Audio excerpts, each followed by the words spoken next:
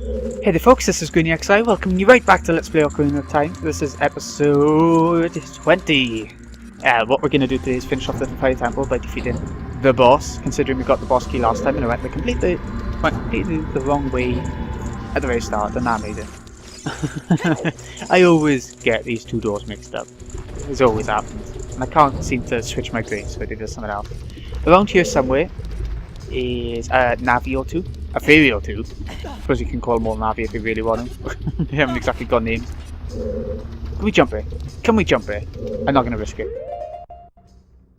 We can use the hook shot for the only time in this entire dungeon. How nice. I want to do this just to get our health back. Hold on. Come on. Oh, come on. We can't, can we? Okay, I'll jump then. Lovely. I'm glad that happened. Still getting hurt, but meh. It's a brilliant start to the episode. I'll give you that. Right, now we'll try it from this side. I see how it is. We've only noticed that the hookshot hasn't been that important in the two dungeons that we've had since we had the little hookshot. It'll be more important in the next dungeon. Yes, it will. By the way, much more important. It's going to be a tough one. That's what I'm going to say. For now, though, we just need to worry about this place and the relative simplicity of it, in my opinion, compared to what's coming. At least. Yeah, let's go! We finally made it to the top. Okay, I'm gonna shut up for a sec.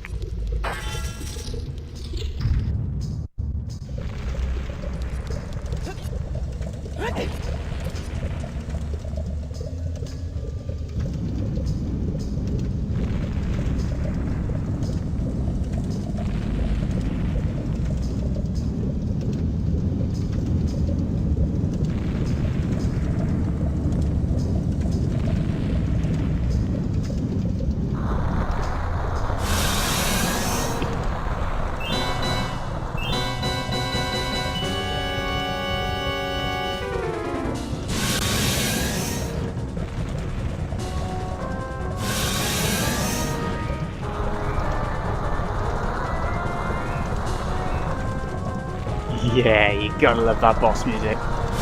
Okay, this is Volvagia, the one that entrapped and imprisoned all the Gorons. It's the boss of the Fire Temple, revived by the evil king. I don't know its weak point. Oh, thanks Navi, that was useful. Anyway, it's a hammer. Again, you cannot use your shield. You can't use your shield when you've got the hammer on, because it's a two-handed weapon. Which makes it quite tricky. Would that work? Would that actually hurt it?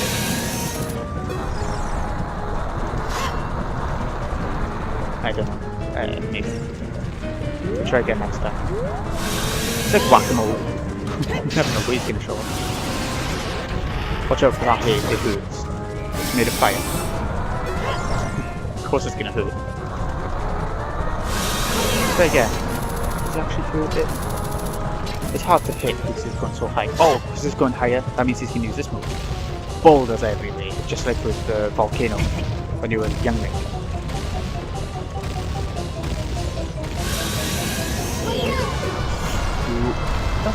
Can you get hit by one of them? More than that. This boss deals a hell of a lot of damage, as you can see. That's the hard thing about this. Nothing much else is hard about this. But he is certainly the toughest boss so far. Got a lot of health, deals a lot of damage. If I picked up an extra heart container or two along the way, you might have a little bit of trouble. Nothing that's gonna stop you from beating him, but still a little bit of trouble. Ooh, watch out.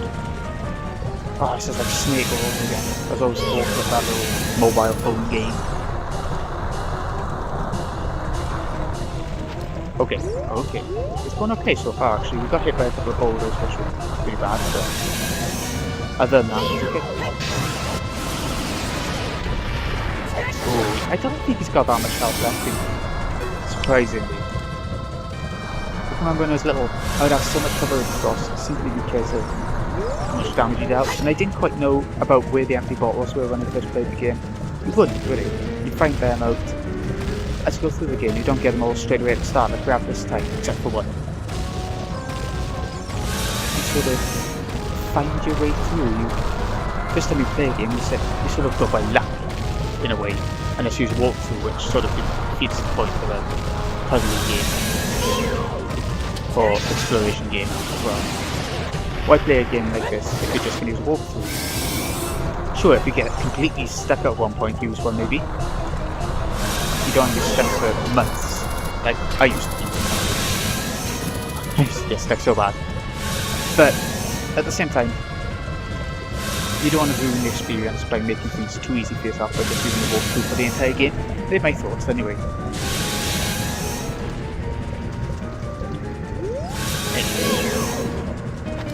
Oh, look out for that fire. I was wondering if we could hit it with a hammer when it's gone back in. Be interesting if we could. There he is.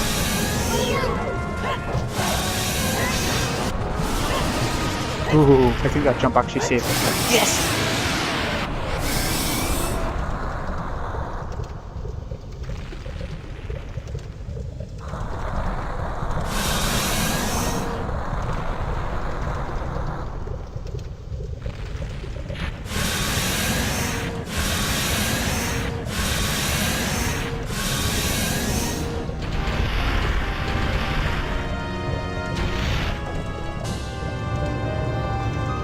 That's very Majora's Mask-ish, isn't it? The way that he only has a mask sort of skull left at the end of it. It feels like it to me anyway. The colour of it and everything looks very voodoo-ish, like Majora's Mask was known for. Jungle-y, voodoo-ish. Next, please. It's time to find out who exactly is the Sage of the Fire Temple.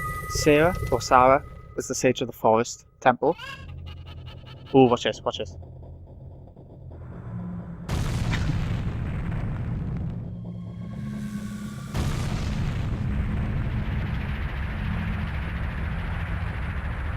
The world, or Kakuiko village, now has a nice sky again. It was grey for a while.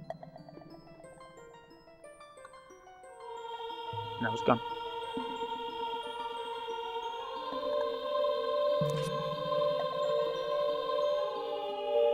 Darunia, he's the Sage of the Fire Temple. It's pretty predictable, really. Really appreciate what you did. Thank you on behalf of the entire Golden race.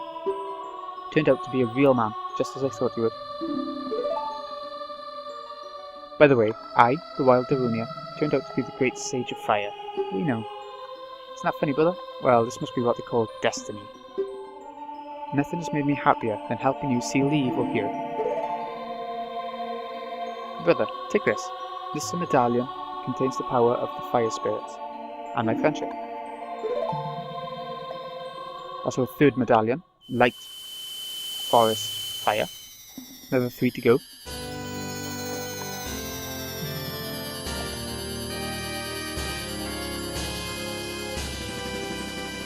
Way. Darunia awakens as a sage and adds his power to yours. Once again, we won't be seeing him for the rest of the game now though, which is quite sad. Don't forget, now you and I are true brothers. Well, okay, if you say so. There we have it. What I'm going to do now is see you back in the Skulltula house so we can see what our second reward is. I'll see you in a bit, folks. And we are right back, folks. You'll notice that we're coming from the entrance of Kakuiko village instead of from Death Mountain, and that's because I had a huge issue getting out the Death Mountain volcano. Really annoyed me. So I just teleported to the Lost Woods via the Minuet of Forest and walked all the way back from there. I just couldn't find a way. Anyway, House of Skulltula, like I said, this is where we're gonna find our second reward now. Where are you, Mr. There you are. There you are. The curse has been broken! Thank you, here's a reward for you. Oh, that's crap. You obtained the Stone of Agony. Causes your rumble feature to react to nearby secrets. So now whenever you're near a secret, you'll get a rumble in the controller. With the N64, this was quite a big thing, because the N64 controllers didn't have rumble built in. You had a rumble pack that you had to buy and put into the back of the controller, and then it would rumble. So, yeah, there's that. Okay, now, I shall see you back. Temple of Time, that's where we're going next. Temple of Time. And we are back. Oh, it's actually nighttime, as it is. There. As soon as you come into the castle, it's going to be nighttime regardless of what time of day it is outside the castle. Town. Outside the town. You know what I mean, outside of this area. Ooh, 4 of them. Do you really need that many watches? I don't know. It's not all fiery anymore. Yeah. Because we saved the place and killed off the evil dragon. There's a reason we came back here. I'm not sure if you could have done this after the forest temple, but we got time now. We got a bit of spare time, so let's get to do it now.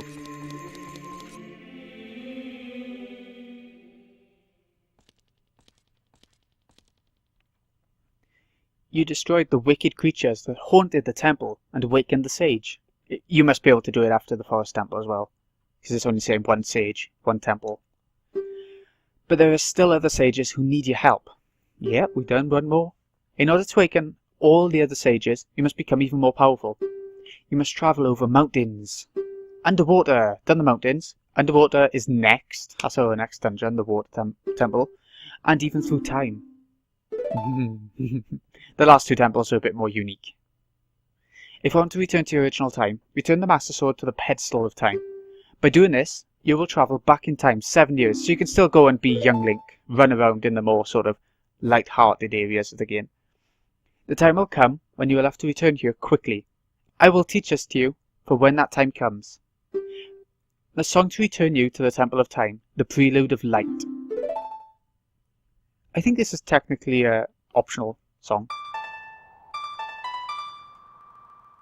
Maybe. Although you do have to learn it at some point. Whatever. Up, right, left, up.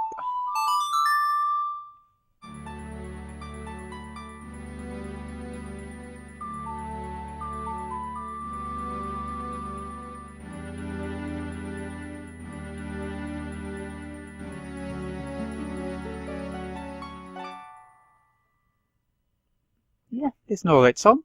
You have learned the Prelude of Light. It's probably the most useful of the teleportation songs. It is. It definitely is. As long as you hold the Ocarina of Time and the Master Sword, you hold time itself in your hands. Link, we shall meet again. Oh, I'm sure we will. We still got another 3 or 4 songs to learn. 3 more songs. So, press A on the pedestal and turn to little kid again. I think before we finish up, we may as well put the other tunic back on. We'll never need the Goron tunic again. Well, we will at one little point, but not for long. 3 more medallions to go, 3 more songs. Next up, we will be going towards Zora's domain. Oh my god! But we won't actually be doing the temple. No, there's something else that you have to do there. Anyways, this has been siiiiiiigh. I hope you've enjoyed. I'll see you again next time when we head towards Zora's domain. See you in a bit, folks.